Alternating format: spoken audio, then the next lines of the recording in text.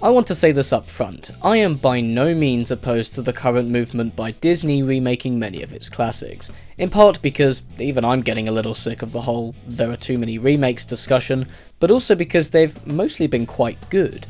Cinderella developed further on its romantic plot with slower interactions and a more believable chemistry between the characters. Pete's Dragon reimagined its setting and grounded the relationships in a more emotionally authentic place, and Jungle Book went more grown up by doubling down on the threats involved in the plot and altering its third act to a point where it completely changed the film's narrative purpose as a whole.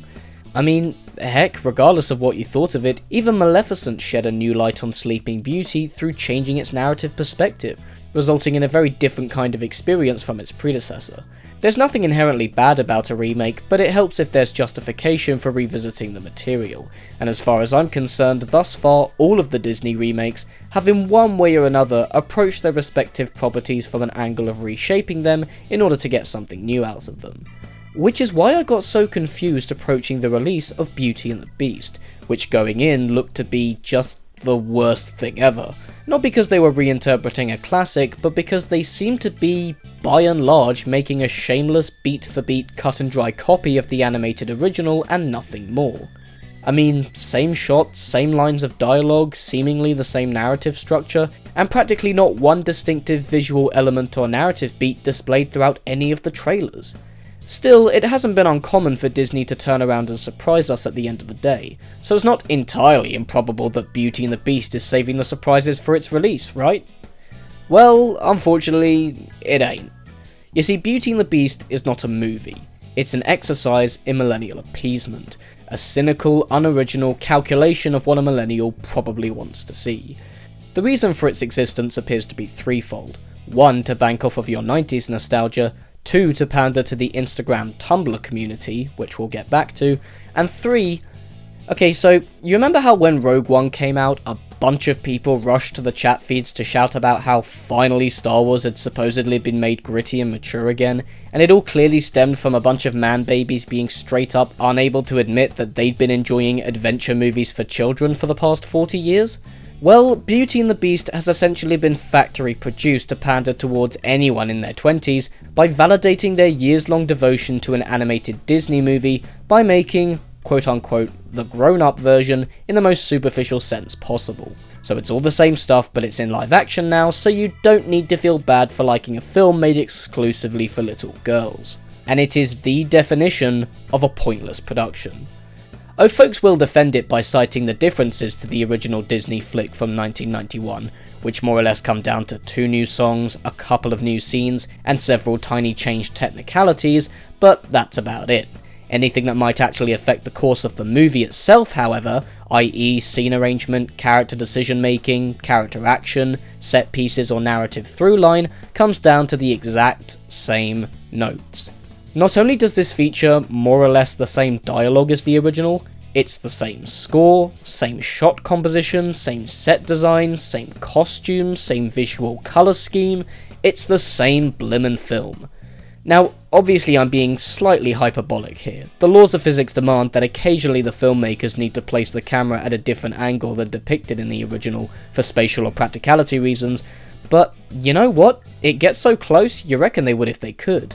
They don't even have the pretense to switch up the ending just to try and pretend like there's anything new to sink your teeth into, which is actually what I thought they'd do going in. Seriously, I was gearing up to get pissed off at the film spending all of that money just to change the final 15 minutes, and they can't even do that right. This is just the original movie repackaged and resold, but with far less charm, class, or cinematic grace. Now the good news about this is that it does add a lot of ease to my whole explaining the premise segment. You remember the Beauty and the Beast? Well, here it is again. Belle is a well-read intellect into her books, Gaston is in love with himself and wants to marry her, Belle's father finds himself in a mysterious castle with colourful characters, soon he finds himself being imprisoned by a beastly creature, Belle tracks his whereabouts and trades herself in for him, she and the Beast begin to connect, they fall in love, yada yada yada, you know the story. Taking the whole remake subject out of the equation, if this was, let's say, just another random adaptation of the original book, the movie would be fine at best. Objectively speaking, the dialogue is piss awful, Emma Watson is just plain miscast as the lead, and the whole thing feels unnecessarily overproduced, but you know, its lead character is still a well-realised, capable individual, there's some nice production values at play, it has its fair share of enjoyable escapist moments that you can lose yourself in, and overall, yeah, you know what, it's a harmless affair designed to be a lot of fun for an audience, and considering they've essentially adapted the same story verbatim, the narrative ain't so bad either. The problem, however, is that movies don't exist in a vacuum. They exist in the context of the real world, and in the real world, this all seems pretty damn familiar. And for the record, no, this isn't just another random adaptation of the original book. No filmmaker read Beauty and the Beast and decided that they wanted to deliver their own fresh take on it. No one thought of a particular scene or story beat that might shed a new light on the narrative. No producer wanted to try a new technical gimmick and just figured this would be the right thing to test it on.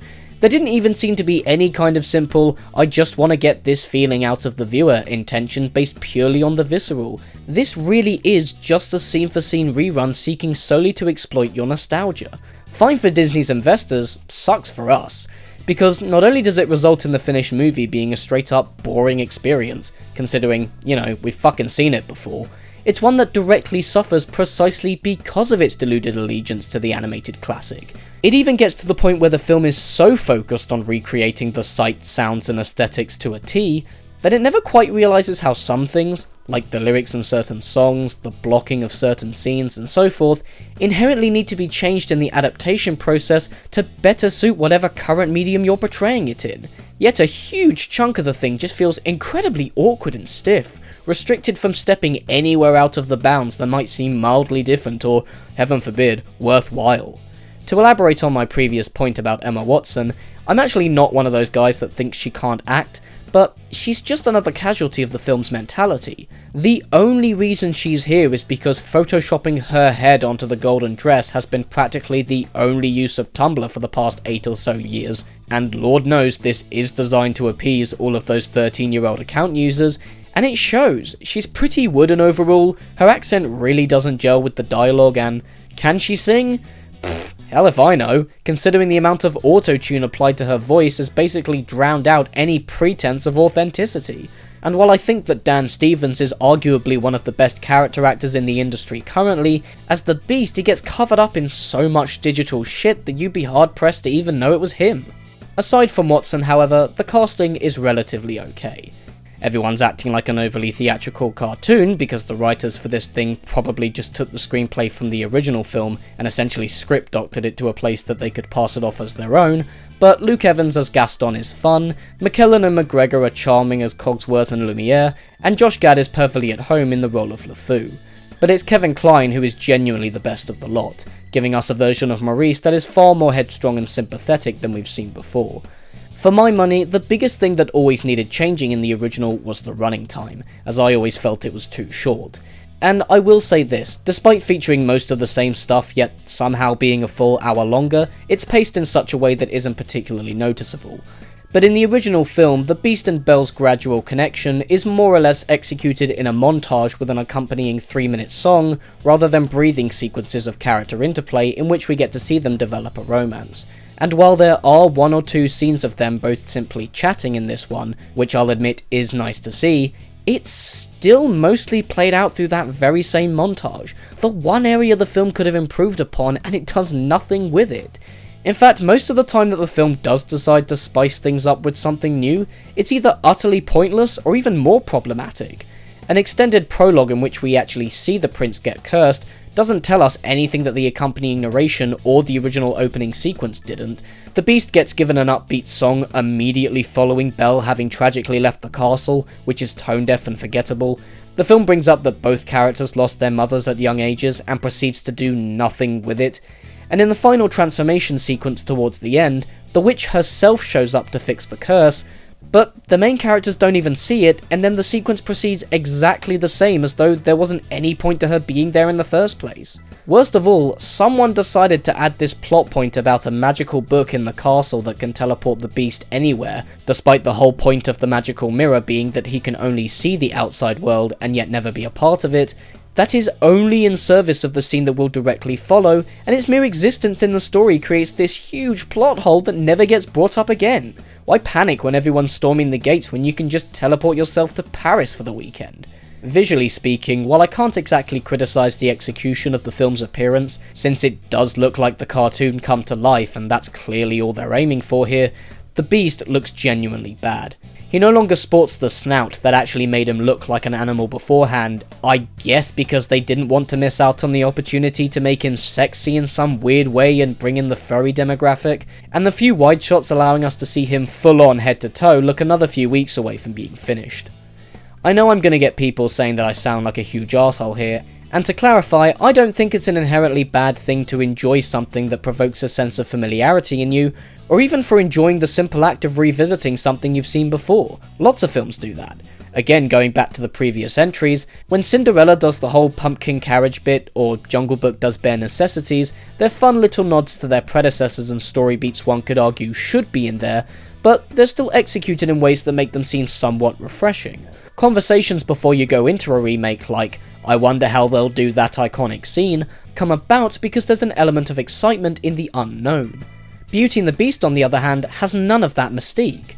For instance, the Be Our Guest sequence, objectively, is a lot of fun in the film. It's colourfully executed, bombastically performed, and well sung by McGregor, but it really is the exact same scene as the original, right down to the opening shot of Lumiere's face, where Belle is sitting at the table, and where objects are placed on the table. Similarly, are you excited to see how they do the ballroom dance sequence? Well, good news! You've already seen it. The song starts at exactly the same point, they walk down the stairs at exactly the same pace, they bow and curtsy to each other at the exact same point in the song, they're wearing the same outfits. I can't stress this enough, it's the same fucking movie. Bottom line, Beauty and the Beast is an insultingly safe, utterly disposable and pandering retread that not only fails to live up to its original counterpart, but represents everything wrong with millennial consumerism and the internet user's ability to affect how directors and studios approach modern movie making.